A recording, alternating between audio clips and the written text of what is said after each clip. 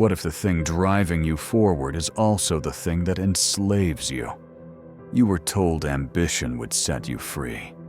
You believed them. You chased the titles, the milestones, the dreams stitched into you before you even knew you had a choice. But here you are, exhausted, anxious, empty.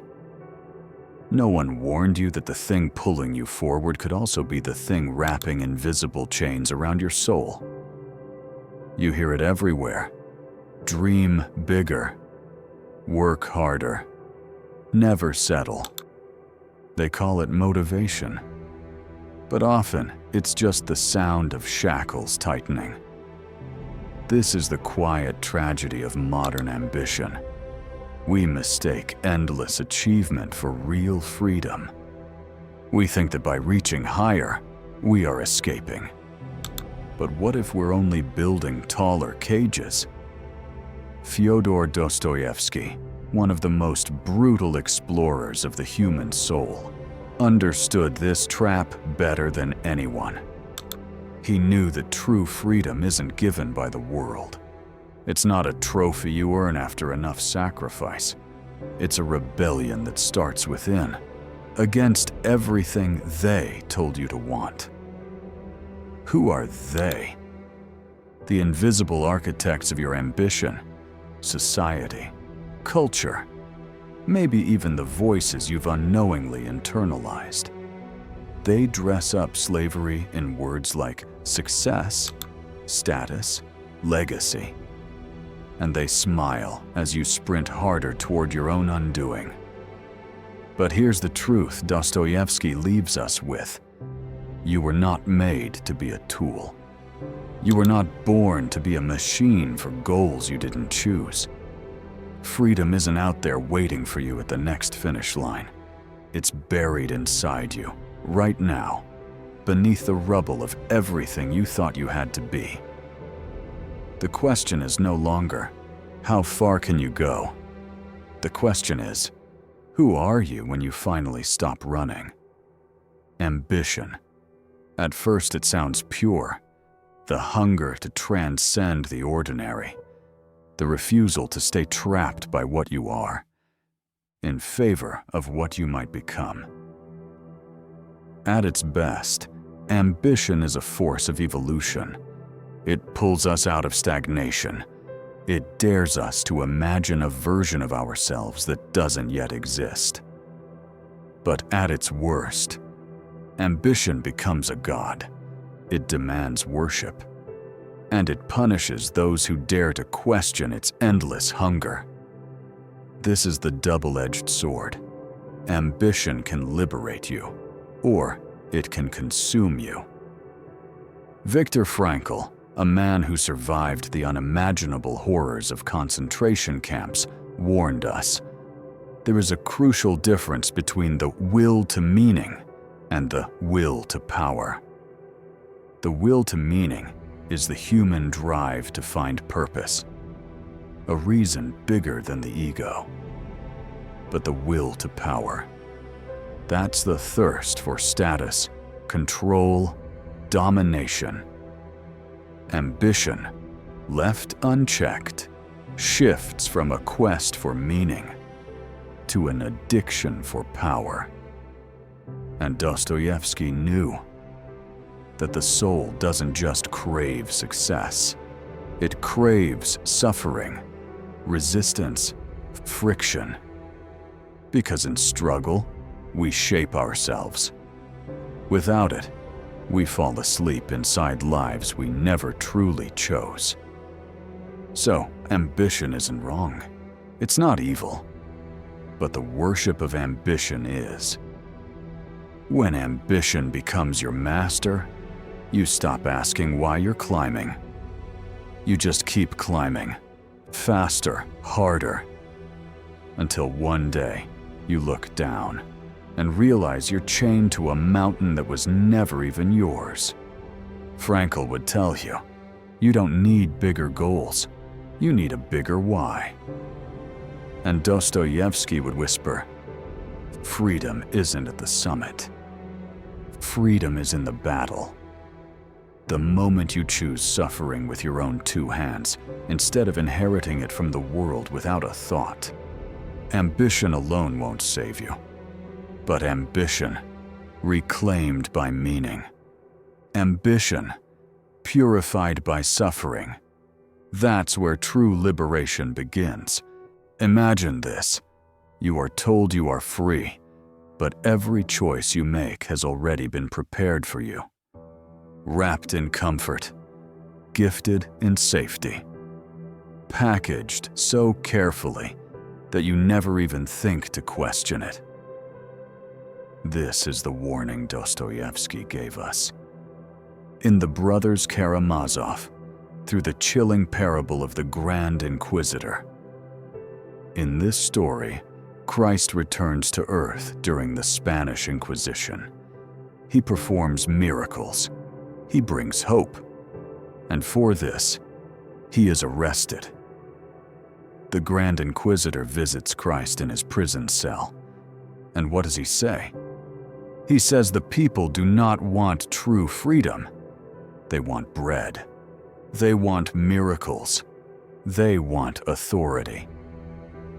Freedom, the Inquisitor claims, is too heavy a burden. Left to their own choices, people are lost, anxious, desperate.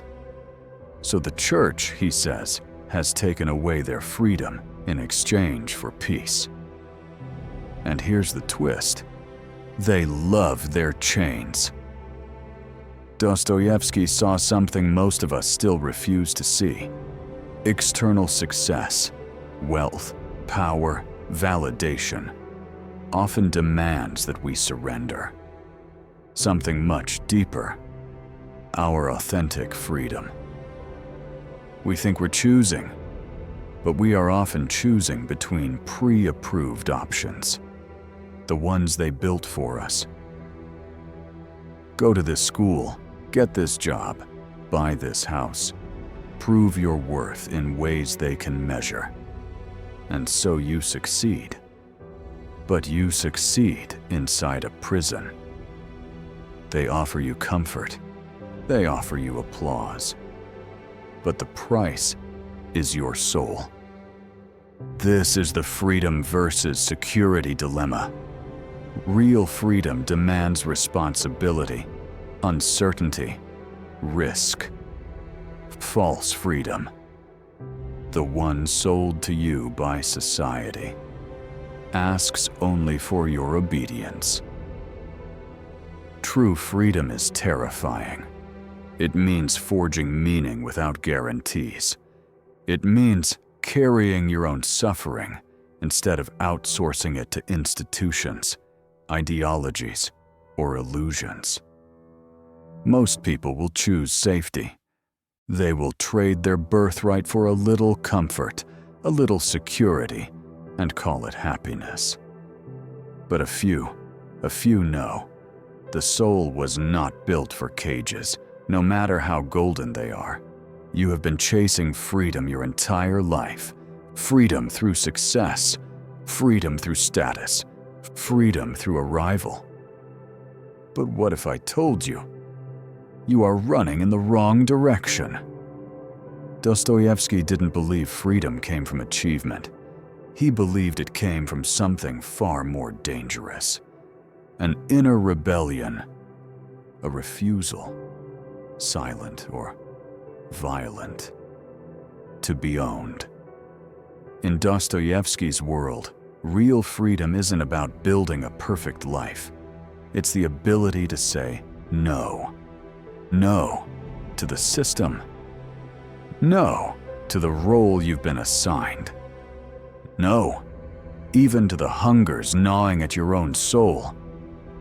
It's easy to think we are free because we want things, but most of our wants are inherited.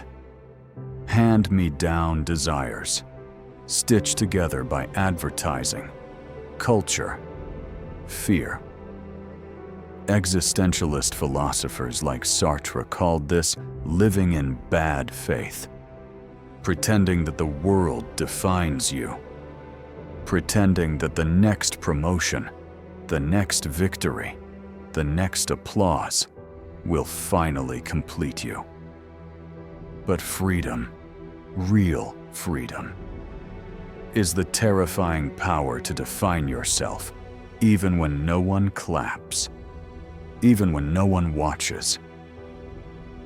Kierkegaard spoke of the leap of faith, a leap not into certainty, but into the unknown self. It's not a comfortable journey. It's not a safe rebellion. It's an existential revolt against every shallow script you've been handed. You will not be free because you succeed.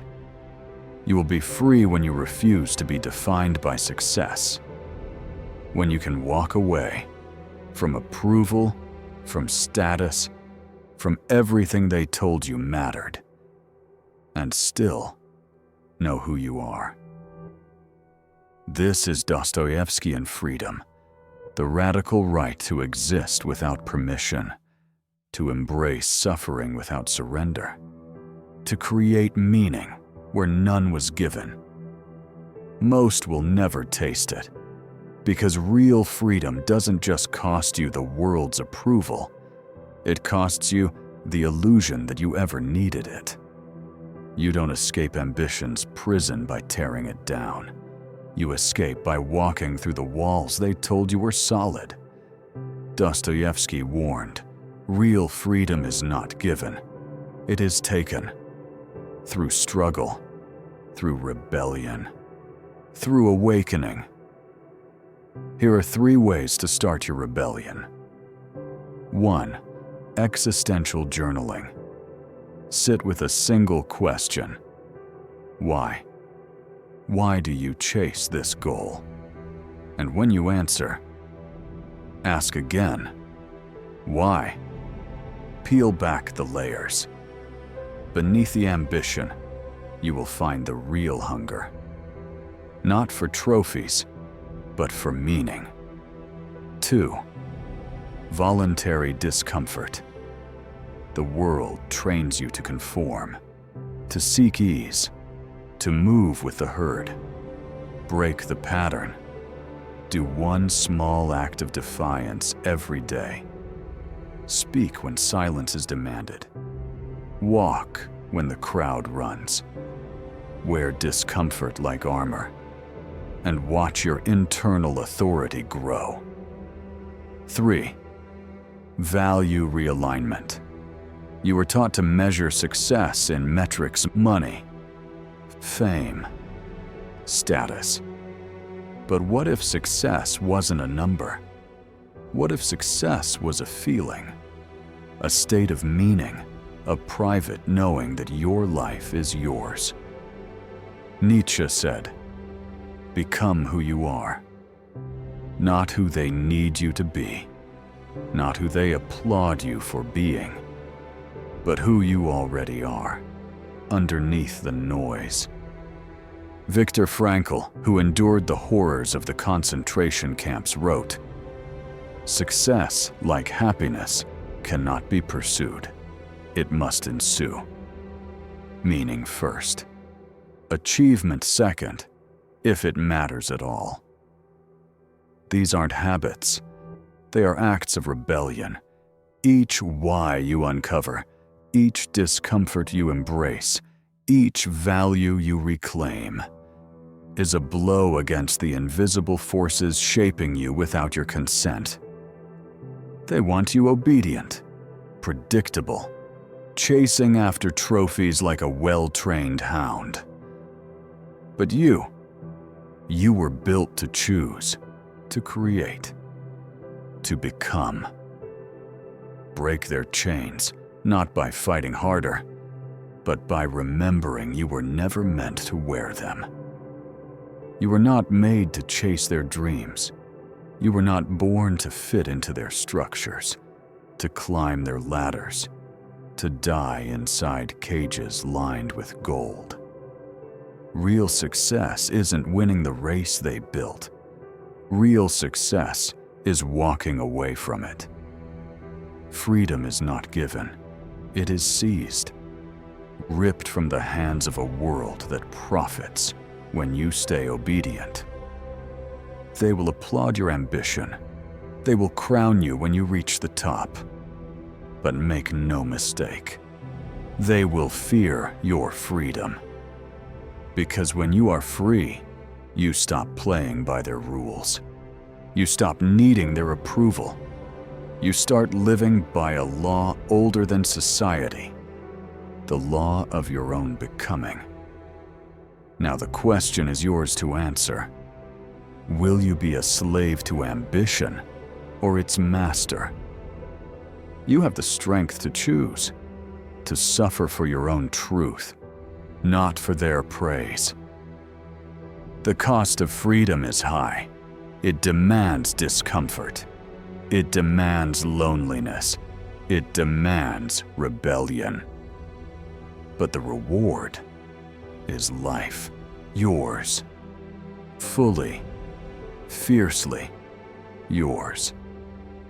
You were not made to be tamed. You were made to be free.